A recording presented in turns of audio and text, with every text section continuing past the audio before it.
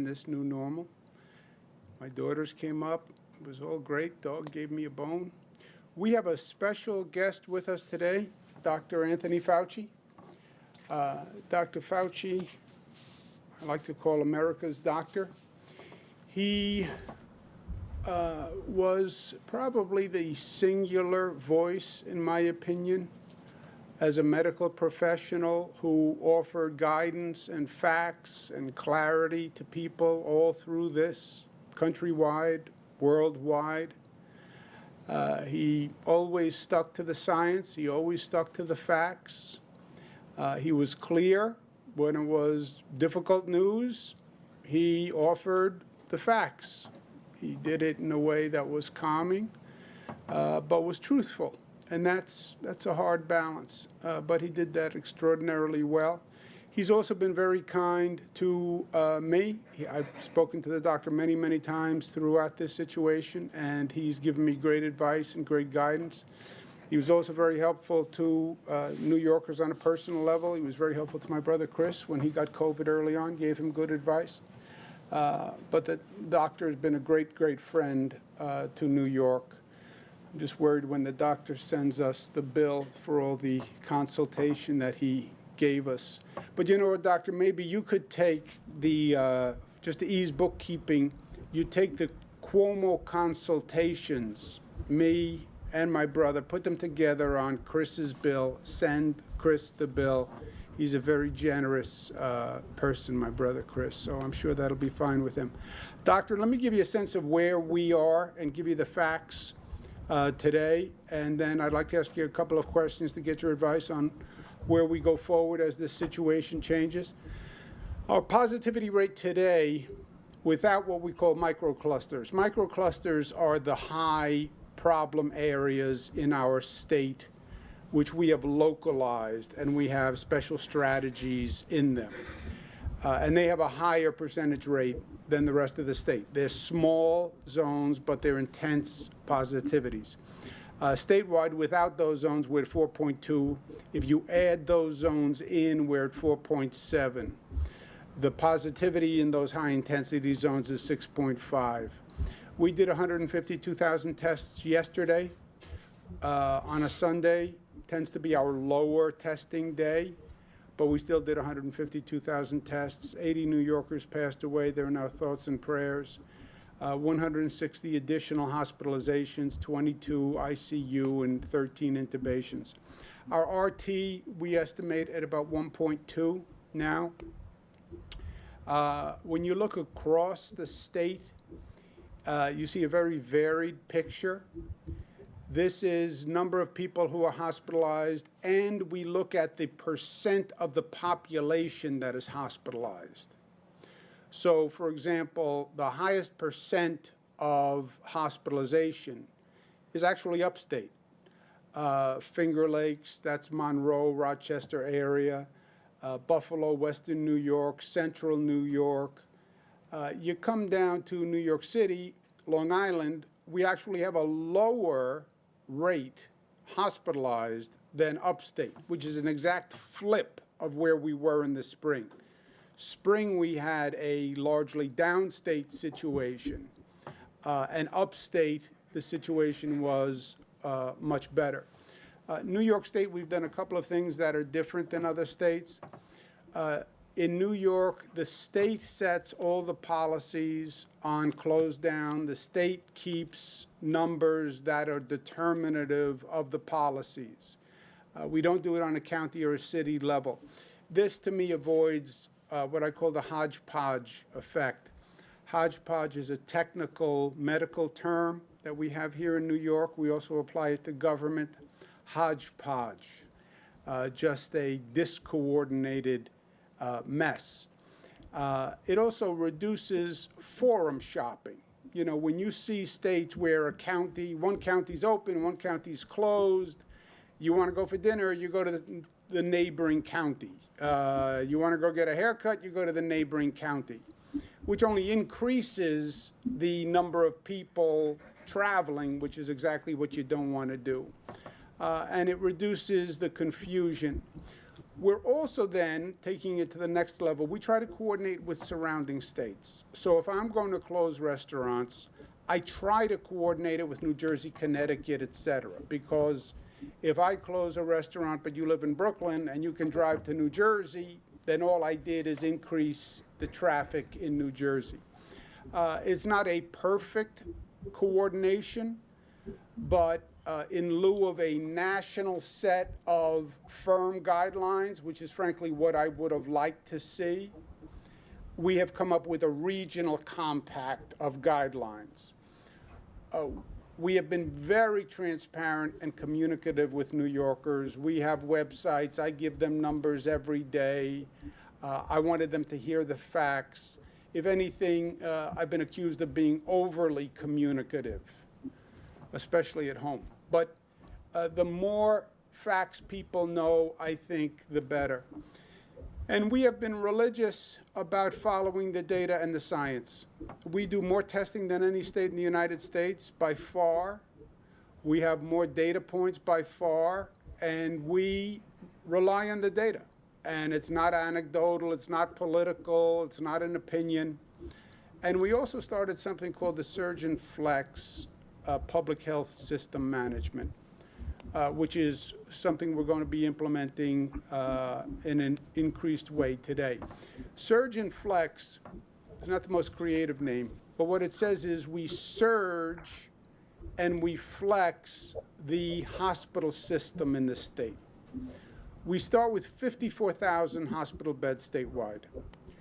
We can then mandate by the Department of Health, Dr. Howard Zucker to my left, Jim Malatras to his left, Gareth Rhodes to my far right, Melissa DeRosa to my right. You know, Dr. Zucker and Melissa, you've worked with them. But Dr. Zucker can order a 50% increase in beds, which we've done before. Dr. Zucker can order no elective surgeries, which we have done before. And we can create field hospital beds, which we've done before, and we can create several thousand field hospital beds. So when you look at our hospital capacity, we start with 54,000 beds. You can increase it by 50%. Takes you to 75,000 total bed capacity. Roughly 35,000 of those beds are now occupied. If you cancel elective surgery, we estimate that you reduce the number of occupied beds by about half. That takes us to a total system capacity of about 58,000 beds for COVID patients. Today we have 4,600 hospitalized. So that gives you a range of the capacity for the system. We can also add 5,000 additional field hospital beds. That would be, from my point of view, the last resource. We did that. The Jacob Javits Center, for example, we did 2,000 beds. Dr. Fauci, it looked like a field hospital in an army. You just saw an ocean of cots. And I just hope we never have to get to that point. Today, the Department of Health is going to issue an order saying hospitals have to increase their bed capacity 25%. We can issue up to 50%. They can do that physically, but we're only going to go to 25% because we don't have a capacity criticality at this moment. We are aware of staff resources. The staff comes into this stressed, right? You want to talk about a long year.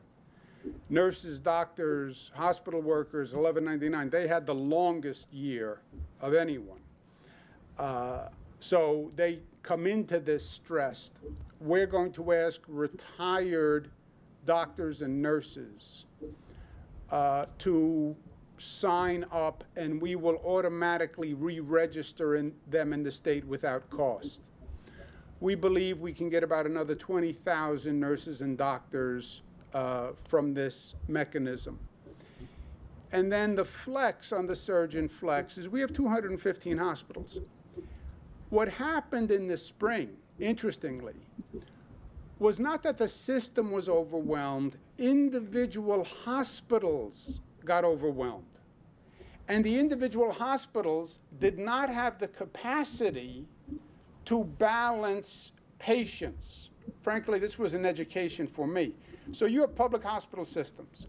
And let's say you have a public hospital system that had 10 hospitals. One hospital gets overwhelmed.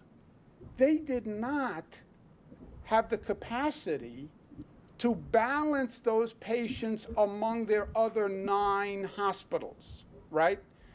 So even in the public systems, before somebody walked into one hospital that was already overburdened, they didn't say, hold on, I'm going to put you in a ambulance and drive you to my sister hospital that has less volume.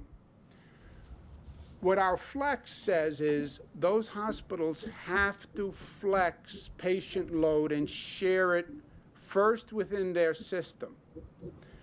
We also shift patient load among private hospitals, which was frankly more unorthodox, right? You go to NYU Langone, you think you're going to NYU Langone. What we say in the flex is if NYU Langone is filled or at capacity, we're going to transfer you to Mount Sinai or another hospital. And then we actually have the capacity to shift between public and private systems. None of this has been done before. It was highly disruptive for the hospital management system. But we started it in the spring. It went fine enough, and we now have had more experience in it. We've started the flex management system, where every night we get an inventory from every hospital doctor. How many patients do you have? How many ICU beds do you have? What capacity do you have? And we do that on a daily basis. If our hospital capacity becomes critical, we're going to close down that region, period. We call close down a red zone. What is critical hospital capacity? Our formula is if your 7-day average shows that within 3 weeks you will hit critical hospital capacity, we close you down. So if your 7-day average says if that continues for 3 weeks, you're going to hit critical hospital capacity, we close you down. We want that 3-week buffer. And then we call critical 90% of your hospital capacity. So a little complicated. If your 7-day average says if it continues for 3 weeks, you're going to hit 90% of your hospital capacity, close down. CDC changed their guidance on Friday.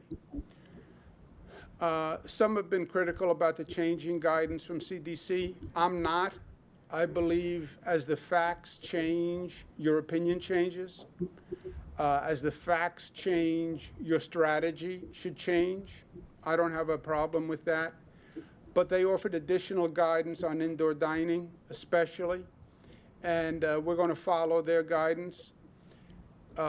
If after 5 days we haven't seen a stabilization in a region's hospital rate, we're going to clamp down on indoor dining. 5 days, if the hospitalization rate doesn't stabilize in New York City, we're going to close indoor dining. We're now at 25% in New York City. In the rest of the state, any region where the hospitalization rate doesn't stabilize, they're now at 50% capacity indoor dining. We're going to go to 25%. We have zones that are called orange zones where it's already closed. That wouldn't apply here. Bottom line for us, I see it as hospital capacity versus vaccination critical mass. I think that's the ultimate bottom line. Can your hospitals handle the increase until you start to see a reduction from the vaccinations? On the hospital capacity, do everything you can do to slow the spread, and then at the same time accelerate the vaccines. The frustrations we're seeing here, We estimate over 70% of the spread is coming from small gatherings, and that's a problem. We're going to go through the holiday season. I think there's going to be more small gatherings. I've been talking until I'm blue in the face about the apparent safety of being at home, the apparent safety of being with your family, but that can be misleading. Your brother, your sister, your mother can love you, but they can still infect you. I know you think you're sitting in your living room and you're safe, but your living room is not really a safe zone.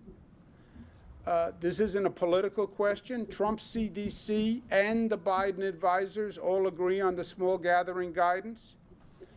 But it's about personal responsibility and community concern, and I'm telling you, compliance is a major issue for us here. I'm also frustrated that we see polls that suggest a high percent of Americans are not ready to take this vaccine. 49% nationwide. Bigger problem in the black community. 57% say they're not ready to take the vaccine. But 75% to 80% needs to be vaccinated to hit critical mass on the vaccination. And that's a problem. If you have 50% saying I'm not taking it, but we have to hit 75 to 80. The good news is New York still has one of the lowest positivity rates in the nation. Only Maine, Vermont, Hawaii are lower than we are. And Maine, Vermont, Hawaii, beautiful states, but different than New York. They don't have the cities, they don't have the density, et cetera. So for us to be down that low is really good news. As a matter of fact, our worst region, our highest region in terms of positivity, is still lower than 41 states. So it's tricky because relative to everyone else, we're doing well, but the real question is, it's not a relative contest at the end of the day. It's how you're doing in your state. So to recap, we're going to monitor the hospital capacity. If it doesn't stabilize, we're going to reduce the indoor dining restrictions. We go to 0 New York State, 25% everywhere else. We close down if you hit critical hospital capacity. We're implementing the surge and flex.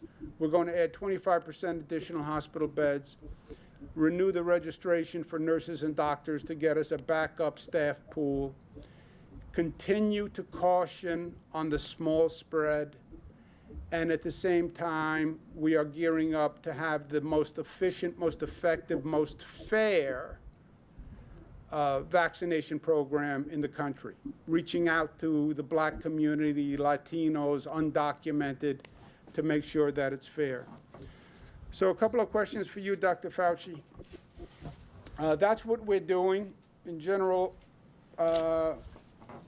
your opinion has always been valuable to us. The holiday spread, I think it continues through Christmas, Hanukkah, et cetera. Trying to guess, and I know it's a guess, when we could see a peak to this holiday spread. Is it after New Year's? Is it January, mid-January? Do you have any guess, educated point about that? And again, thank you very, very much for being with us.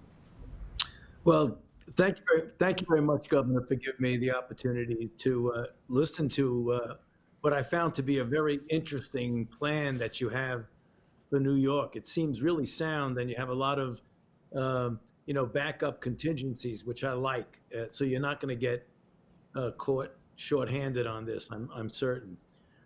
So thank you for that.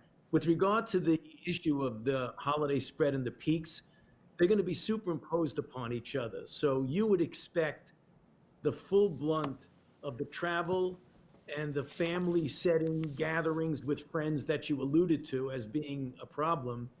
You'd expect that the effect of the Thanksgiving surge would be probably another week a week and a half from now, because it's usually 2.5 weeks from the time of the event. The problem is that's going to come right up to the beginning of the Christmas Hanukkah potential surge. So you have a surge upon a surge. And then before you can handle that, more people are going to travel over Christmas. They're going to have more of those family and friends gatherings that you accurately said are an issue.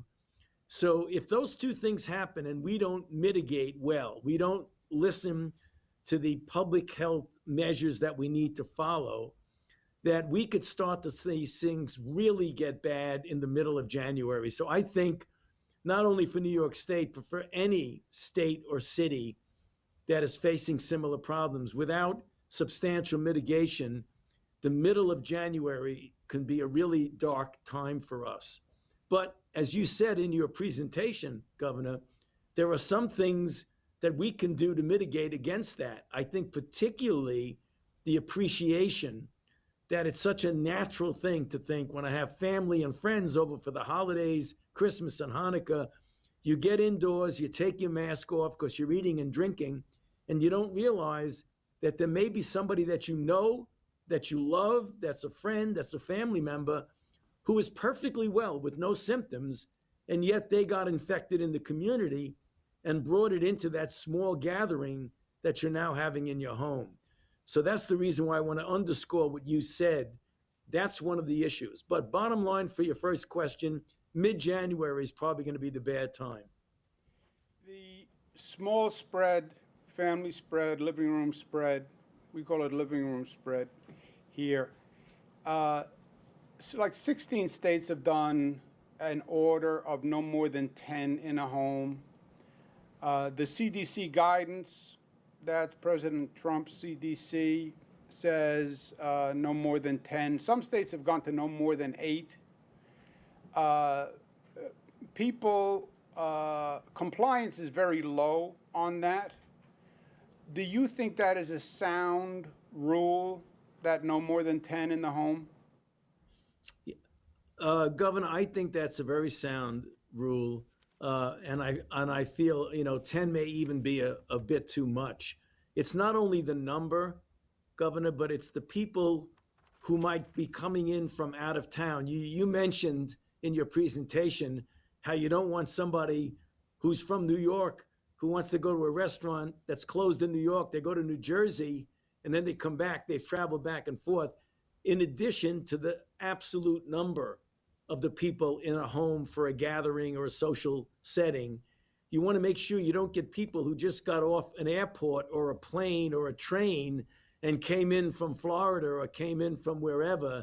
That's even more risky than the absolute number. So not only the number of 10 seems reasonable, but make sure that when people come in, that they're not people who you have no idea where they've been or who they've been exposed to. I mean, you want to be friendly, you want to be collegial, but you really got to be careful about that. Yeah. No, you're so right, Doctor. And the practical implications are so difficult. As I mentioned at a birthday yesterday, one of my daughters who wasn't with me, who wanted to come up, she had a quarantine before she could come to my birthday, So you want to go travel and see someone, it's not just that weekend. It's the whole quarantining process before.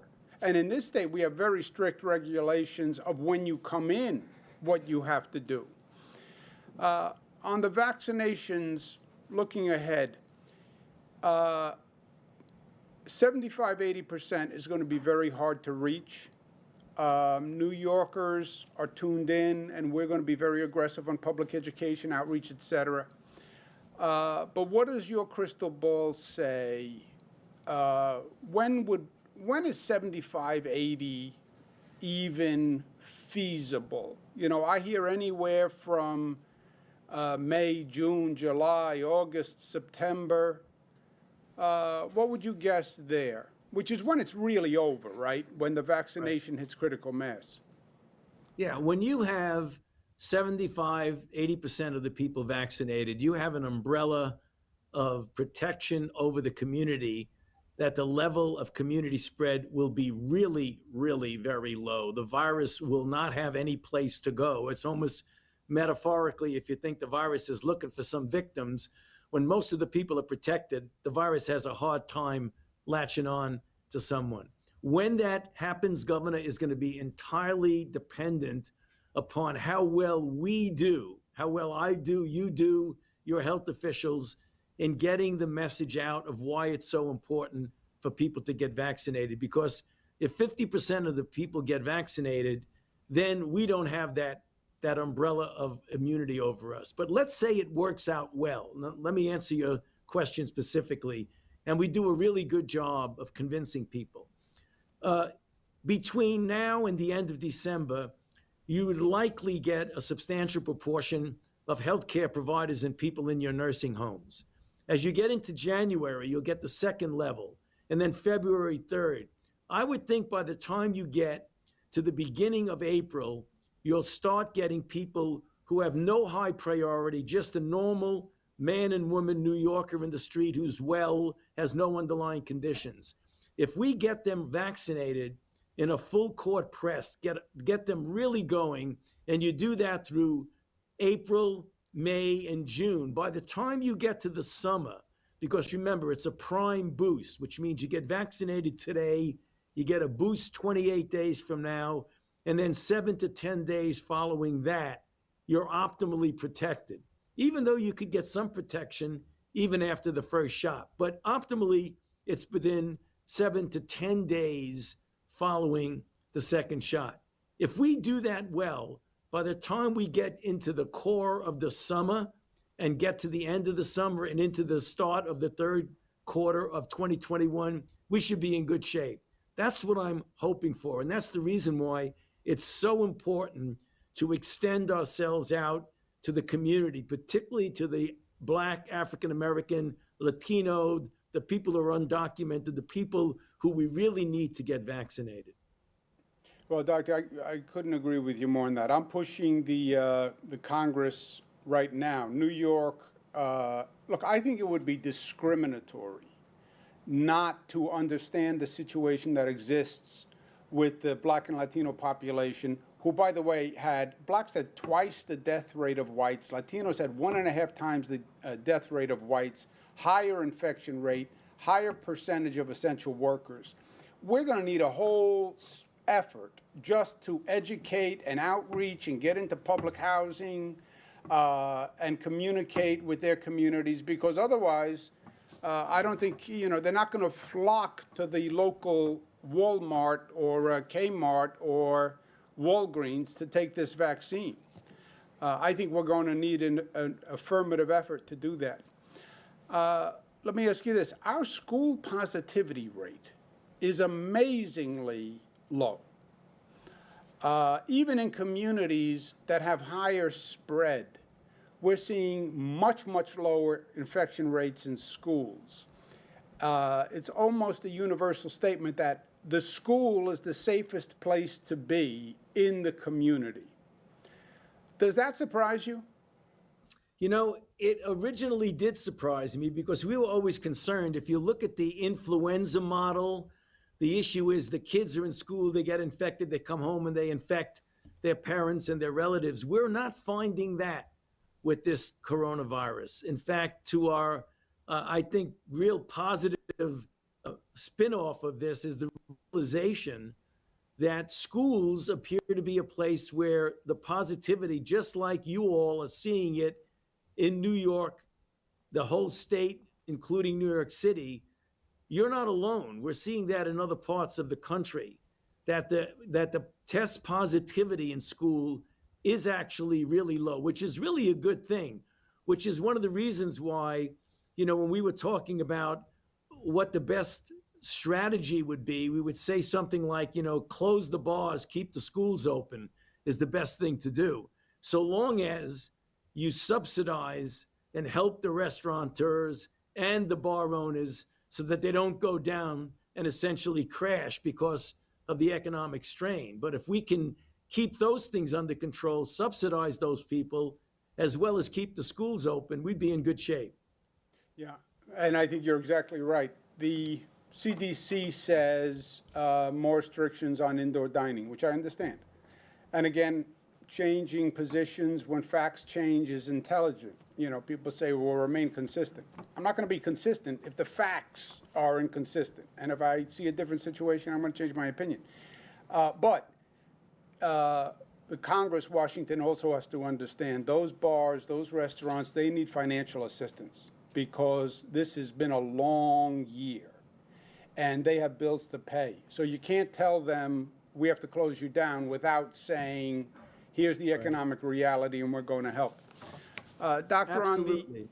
on the question of this state's infection rate versus other states, we're lower than all states besides Vermont, Maine, Hawaii. Does that surprise you? And how do you explain that? You know, I have to say, being a New Yorker, Governor, it doesn't surprise me. You guys, as you and I have discussed on many phone calls that we've had, you got hit, you know, with a sucker punch right from the beginning when the cases came in from Europe and the Northeastern corridor, particularly New York State, particularly the metropolitan area, got hit really, really badly. You recovered from that. Was after you got hit badly, your baseline level went way, way down and very, very low. And then you did things which were the appropriate way to avoid getting resurging. So the bad news, and it's painful for me to see it from a distance to my place of birth, but you guys got really slammed. And then you rebounded, and you rebounded in a way that you kept your test positivity low because you did the prudent things that you need to do. And I was following it from here in Washington, and I was seeing that whenever it looked like things were getting a little out of hand, you tightened the rope a little bit. And then when things went back, you eased up a little bit. So I'm not surprised that your infection rate is really low because I think you were doing the right things after you had a really serious hit in the beginning when you were there in the late winter, early spring. Doctor, on this education of the population of both the small spreads and even more now the vaccine, take the vaccine, it's safe. I think that's going to be difficult to do. I think you have tremendous credibility, not just across the country, but across this state. And I think your voice on saying that the vaccines are safe would be important. I said that as soon as the vaccine is deemed ready and safe, I'll be the first one to take a vaccine.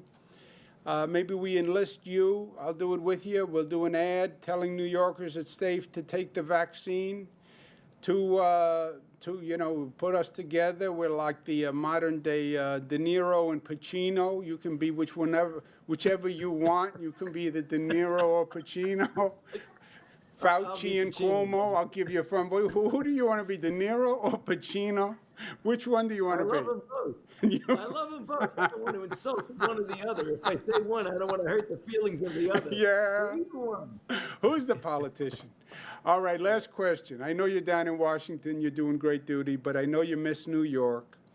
We want to figure out what to send you for Christmas. What food do you miss the most that you can't get down there that you could get if you were back here in New York and Brooklyn? You know, Governor, whenever I need some comfort food and I dream back of my days in the Bensonhurst section of Brooklyn, the thing that comes to my mind are two things: a nice Nathan hot dog and a really steaming pastrami sandwich. That would be really great. All right, so no cannolis, no meatballs, no Nathan's hot I dog. don't want to overdo it. Yeah. I don't want to overstay my welcome. I'll take them all. All right, done. Doctor, thank you so much for everything you've done for this country. God bless you. God bless you. Thank you very much, Governor. You know, this was a moment that we really got to see what people were made of. When the pressure's on, you see the weaknesses and you see the strength. And the pressure was on, and it forged you into a rock that really stabilized this nation. So God bless you for what you did, Doctor. And I know what to get you for Christmas. Send the bill to Christopher. Thank you very much. God bless you, Doctor. Be safe. Yeah. You too, Governor. Thanks an awful lot. Appreciate it. Thank you. Thank you. Okay. Italian guy asked for a Nathan's hot dog and a pastrami sandwich. You can't figure out anything anymore. I mean, if you had to bet what he was going to ask for from Bensonhurst. Anyway, questions? Governor, could indoor dining shut down as soon as this Wednesday? I believe New York City's tested above 3% for 8 days straight. First, there are different numbers, right? The state sets the policy. The state uses the state numbers. Local governments have different numbers, different configurations. That's nice, but we use the state numbers. CDC came out with additional guidance on Friday, and we're going to follow that additional guidance, which is basically more caution for indoor dining. We're going to watch the hospitalization rate over the next 5 days. If that hospitalization rate doesn't stabilize, which frankly I don't expect it to, I think Dr. Fauci is right. You're seeing the Thanksgiving wave is just starting to break, and then the Christmas, Hanukkah, Kwanzaa wave is going to start. So I don't see it. New Yorkers could change it, right? Because it's all a function of behavior. But if the hospitalization rate doesn't stabilize over the next 5 days, then we'll go from 25 to 0 in New York, 50 to 25 outside of New York City, besides the orange zones, which are already at 0. Would that take effect the next day? Um, Like on Saturday, I guess? That would take effect within a couple of days. We'd give the restaurants a couple of days to reorient. So then should we expect it would take effect the following Monday then, if cases or hospitalizations? You could say Monday if the rate doesn't stabilize. And again, look, forget the indoor dining. Let's look at the big picture. We are looking at hospitalization capacity. And if we don't get the rate under control, and you are going to overwhelm your hospitals, we will have to go back to shutdown. There are certain absolutes, okay? What is the absolute here? You cannot overwhelm your hospitals. You can't be Italy. You can't overwhelm your hospitals. If you are at a rate that is going to overwhelm your hospitals, you must shut down. Not just indoor dining, shut down only essential businesses. Oh, we don't want to do that again. Then change your behavior. But if we don't change our behavior, that is the absolute reality of the situation. How can you talk about close down again? That was terrible. Because it's the truth. It's the truth. I started this telling people the truth. I'm going to end it telling people the truth. You cannot overwhelm the hospitals. No state is better than we are at managing the hospital system. By the way, no other state does that surge and flex plan. So we will manage the hospital system as well as it can be managed. But if you're going to overwhelm the hospital system, then we have no choice but to go to close down. Now, Dr. Fauci, just to get the full parameter here, right? Because we look at these day to day, but it's not really day to day. Look between now and vaccination effectiveness. That's the window we're looking at. We're looking at December, January, February, March, April, and then April, as Dr. Fauci said, you start to do the general population.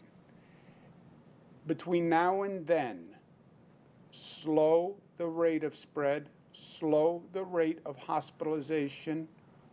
If you overwhelm the hospital capacity, you will have to go back to shut down.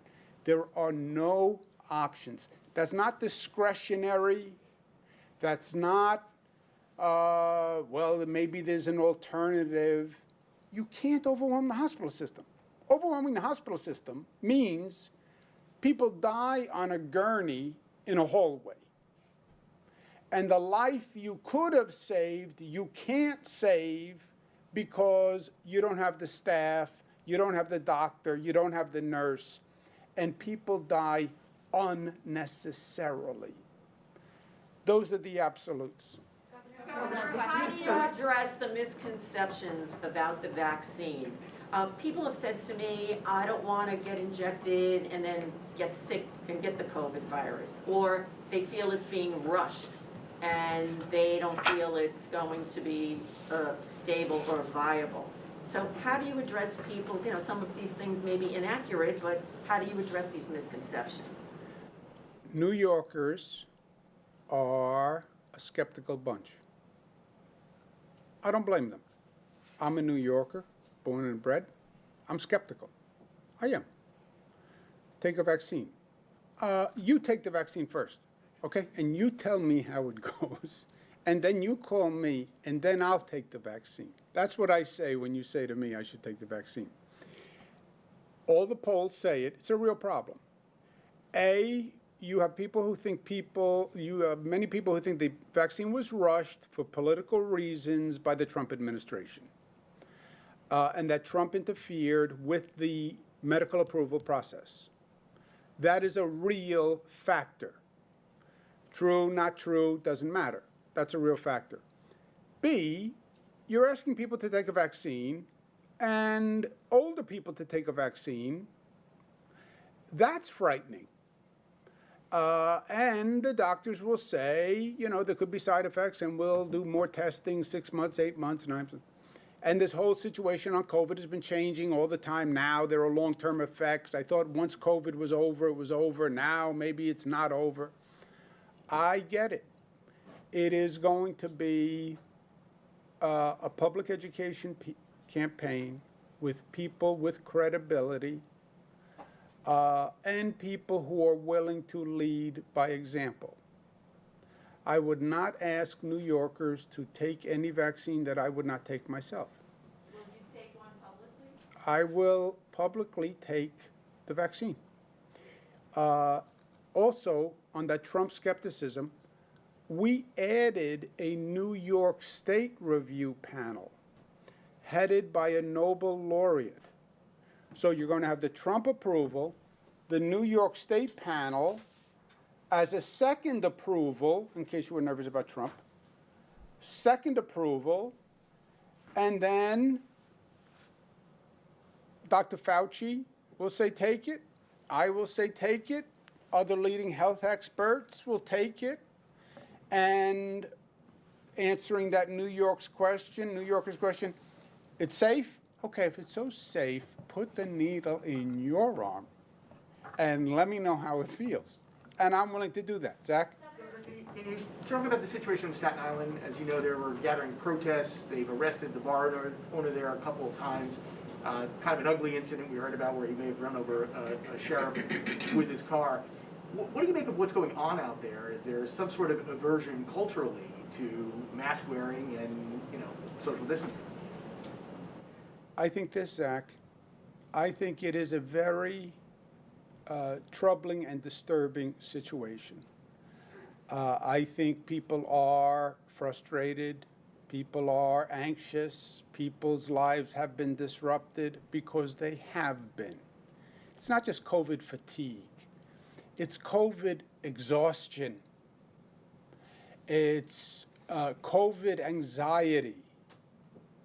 It's COVID anger. I understand that. But we have to deal with it. But what happened in Staten Island, first of all, Staten Island has gone from the lowest death rate in the city to the highest death rate in the city. So all these local officials who are saying that's right, We don't have to do any of this. Forget this. Don't comply. Freedom. Yeah, freedom to die.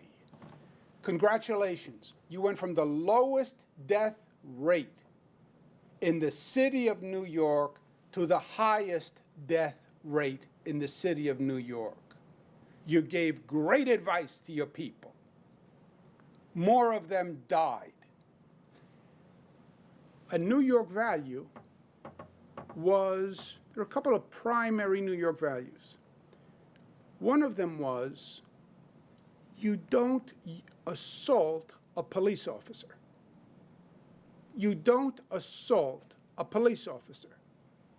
They are defending a person who drove his car into a law enforcement officer, drove 100 yards with the law enforcement officer clinging to the hood for his life, and that's who they're championing? That's who they're championing? Someone who attacked a law enforcement officer? You don't attack the NYPD. You don't do it. They're putting their life on the line. You don't attack them. You don't attack a law enforcement officer who's doing his or her job. And when you have someone who drives their car into someone, could have killed him, hospitalizes him, how dare you? What signal are you sending when you glamorize that type of behavior? Yeah, that's right. Run over the police. What? What? Who says that? Who's ever said that?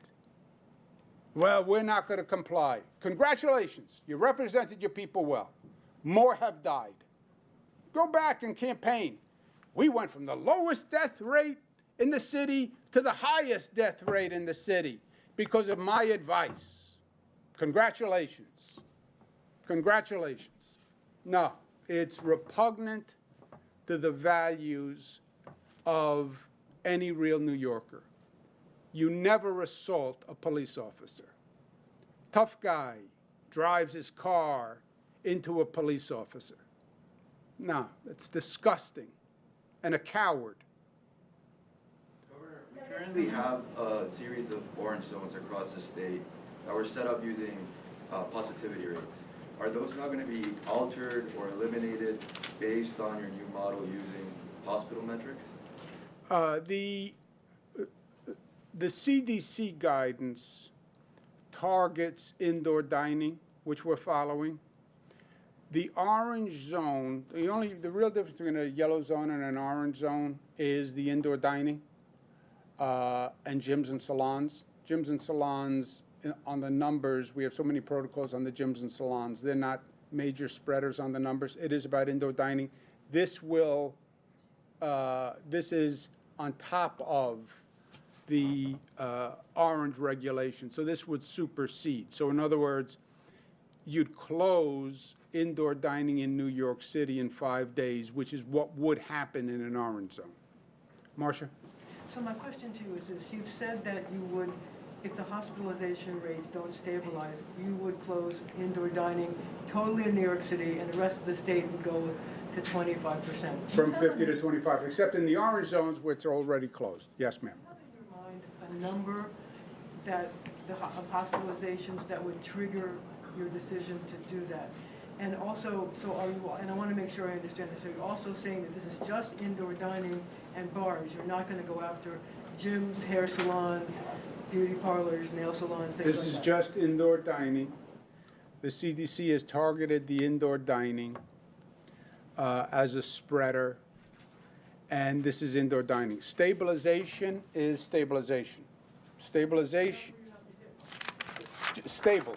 Where you are now, stabilize instead of going up, right? So this is stabilization. This is increasing. If your hospitalization rate now is whatever it is, let's say it's 4%, instead of going from 4 to 5, you'd have to stay at 4 and stabilize, so it's no longer increasing. Right now, it's increasing. What if it's stable in New York City and it goes up in Buffalo? It goes or- region by region. So if it's stable in New York City, then we're fine. If it doesn't stabilize and continues to increase, which it has been doing, which I expect it to continue to do, unless people change their behavior, then you would have a close down in New York City. Governor, So some does of the- New York City, in other words, if it's stable in New York City, you don't invoke the indoor dining rule in New York City? Or say it's stable in Westchester or Long Island, you don't invoke it there, but you invoke it in places where there's instability in the hospital system? It's region by region. That region's rate would have to be stable. Yeah, no, So that- am I asking is? No, my- that's correct. So Marcia, we're looking at all of them by regions, that we've broken the state out into the 10 different regions. And when you're looking at hospitalizations, it's important to look at it regionally because, for example, in New York City, if you live in Brooklyn, you could go to a Manhattan hospital, right? So the hospital system acts more together regionally. So what the governor's saying is, we're looking at this region by region, and if the hospitalization rates in each region don't stabilize, if you're a region outside of New York City, you'd go from 50 to 25. They have less crowding and density. In New York City, 25 to closure. So how do you get out of the sanctions? So in other words, say it continues to go up in a region, but then it stabilizes, would you then bring back indoor dining? in I that don't know. region? Good question. I don't know. Look, How would you, when would you undo restrictions? Yeah, you would have to see a stabilization or a reduction. Frankly, we're looking at the opposite situation.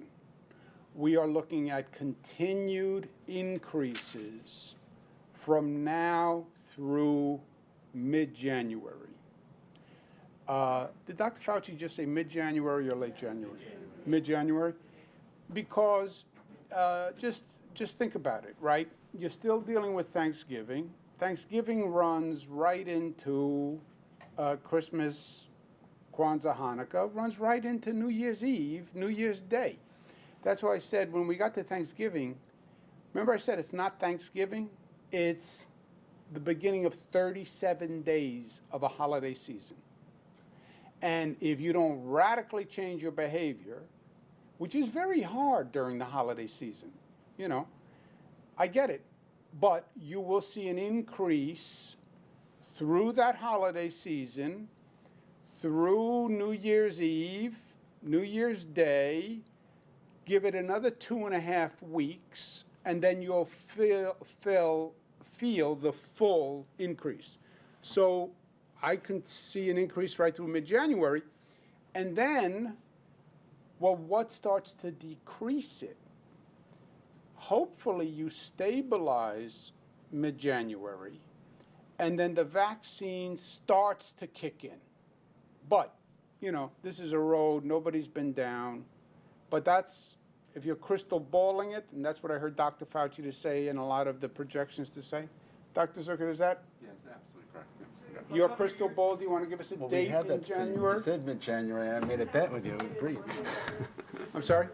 The restaurant closing down could happen as early as Monday? As early as Monday, if the hospitalization rate doesn't stabilize. And again, Marcia, we are in control of this. This is nothing predestined.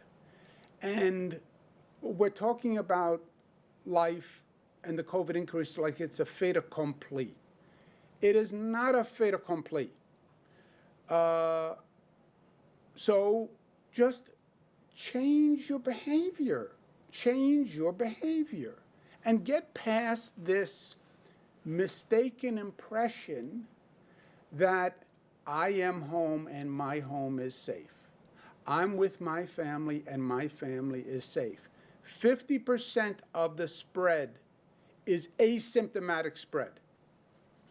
So your sister who loves you can infect you, and she will say afterwards, I didn't even know I had it. I felt fine. I didn't sneeze, I didn't cough, I didn't do anything. I would have never done that on purpose. And she'll be telling you the truth. 50% asymptomatic spread.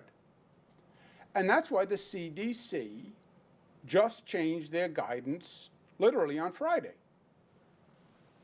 Governor, you said unless people... You said that it's not a fait accompli, yet you also say it's inevitable, and you don't want people dying on gurneys.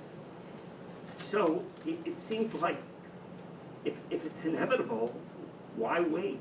No, it is not inevitable. You had said earlier, inevitable.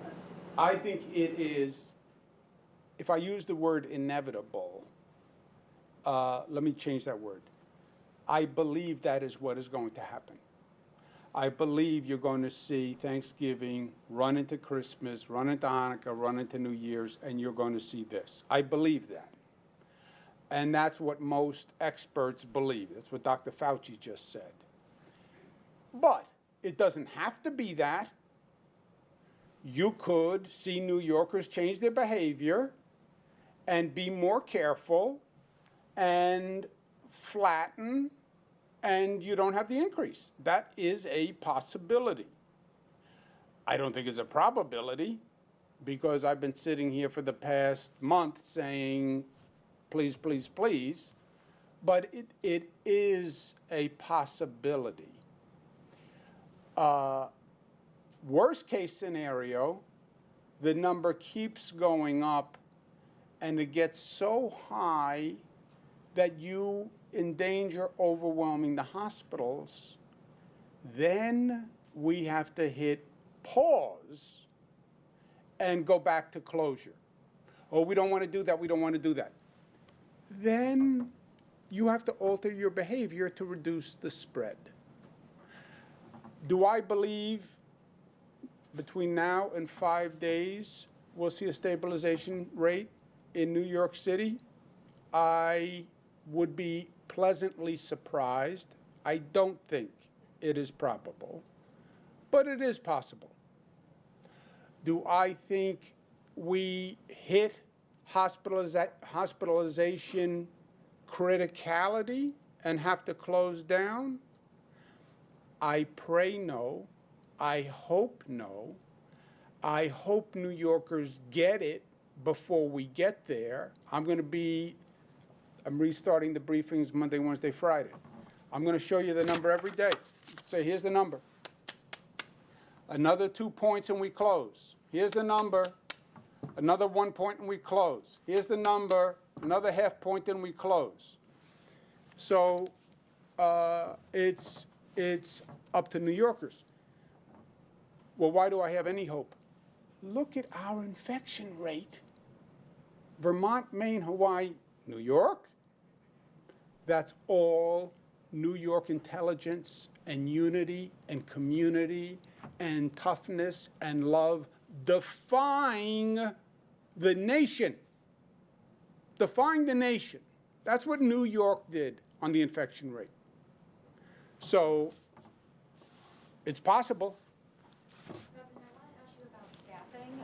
So in the spring, the pandemic was pretty much defined by shortages. We were running out of ventilators, we were running out of beds. There's always been something that's missing, and what healthcare workers have told me is they worry that they're the next shortage. There are fewer nurses. I'm talking to a lot of nurses who said they're retiring. They have PTSD from, what they've experienced. And I wanted to know, because we're going to see the increase in bed capacity, are you concerned about that there's not going to be enough nurses or other professionals to staff it? And is there anything in your power that you could do to kind of assist beyond the medical reserve? Yeah, let me give you the ups and the downs. At our surge in the spring, we had 18,000 people with COVID in hospital beds. Let's say 19 was our high number, okay? We now have about 4,000 people in hospital beds. 19 was the high number. And then 19 was the high number in a circumstance that was reminiscent of an apocalypse, right? It was 19,000. Dr. Fauci, I forget his word. He didn't say we got ambushed, sucker punch. Because what happened to us was we had that spread from Europe, as the doctor said, and nobody told us. I believe it was federal negligence, or it was frankly, the federal government lying to us. But the virus spread to Europe. Infected Europeans were coming here. There was no European travel ban until March 16th. So we went from 0 to 100 overnight. I don't believe we ever have that situation of stress again. I don't believe we get to that number of people in the hospitals again. And we didn't have a staff shortage at that time. We had tremendous staff stress, fatigue, etc. I believe we're going to be in a more controlled circumstance this time with less overall stress. I get the PTSD phenomenon. I think about the decisions I make from a PTSD point of view. I think about the advice I get from my staff, by the way, who I think have PTSD from the situation. And when you're looking at the numbers, are you looking at the numbers, or are you looking at the numbers with this filter of PTSD from the spring, right? But we didn't really have a staff shortage. We just were brutal on the staff, if you will. We're going to bring up the reserves. I think we're going to have, if I had to estimate, tens of thousands of retirees who will come help the system. And if we balance it better, remember what happened last time, and I had talked to Dr. Fauci about this before, but you guys have to appreciate this. The system wasn't overwhelmed. Individual hospitals were overwhelmed. And the individual hospital was a silo. So they showed up at one hospital that, by the way, had a sister hospital over here and a sister hospital over here. And rather than sending people to the sister hospitals, they just sat there and got overwhelmed. Why? Well, that's how we operate. People come from our community to our hospital, and we accept them. I know, but this is a different situation. The volume is too high. You have to not accept that person when they come to the door, say, I'm sorry, Zach, but there's an ambulance outside that's going to drive you to Melissa's hospital right down the block. It's not as good as my hospital. She thinks it is, but it's not. Take you to Howard's hospital. It's not as good as my hospital, but it's not bad. But we didn't manage the volume because there was no management system. The state doesn't manage. Governor, just to interrupt quickly, I remember the press conference you had at the Javits Center where Mr. Dowling and Mr. Rasky were there, and you're talking about this management system. Was that at the point of, like, you set it up, it was kind of too late, the hospitals were starting to come down from that wave, and now that this is in full effect, I know Northwell's been trying to, was talking about how you're doing early warnings and trying to figure out which hospitals are more likely to get overwhelmed. So if Elmhurst is slammed, you send them to a different hospital instead of, you know, what the situation you're talking about. So I was just hoping to elaborate more on what the state did earlier on and how that's going to apply for, you know, any other surges moving forward. It was the first time we had ever seen this situation, and in truth, we are better equipped now. It is still not perfect because we don't run any of these systems. You know, the H&H is a separate system in New York City. It's run by New York City. They have H&H. What do they have, 11 hospitals, 9 hospitals? 11. They have 11 hospitals. They run 11 hospitals.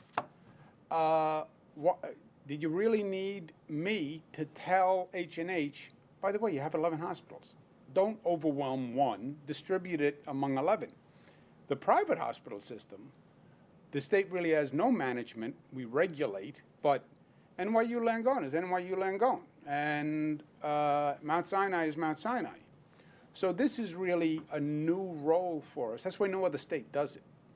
We just step in and say there's a public health emergency, and we are now going to oversee the system, like an oversight capacity.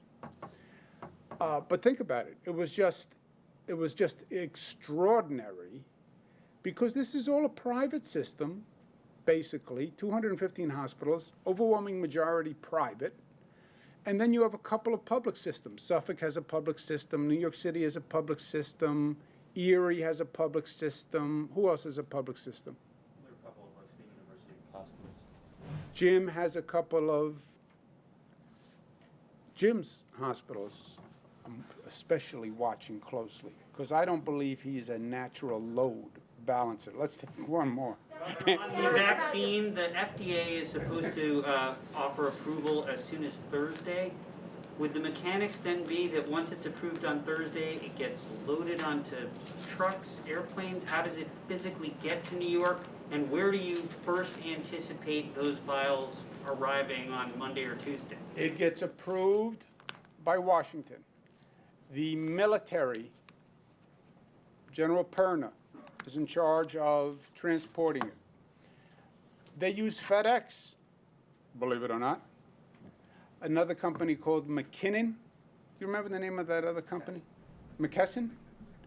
McKesson, they transport it. As soon as the federal panel meets, our New York panel has already been talking to the FDA. Our New York panel will review the FDA while the vaccines are in transport. The New York panel will act, assuming they approve it. The trucks roll. We then have the prioritization of where they go. Nursing home workers. Within the healthcare workers, there are about 700,000 healthcare workers. The high-risk healthcare workers, and those are the first 3 tranches. And frankly, we're not beyond the first 3 tranches, which will take weeks and weeks to get beyond those first 3 tranches. I have to go to work. Would you bring it into Javits? Like, is there a center? They will distribute, the feds distribute wherever we ask them to distribute, and we then have regional distribution plans from there. Thank you very much. The new CDC guidance is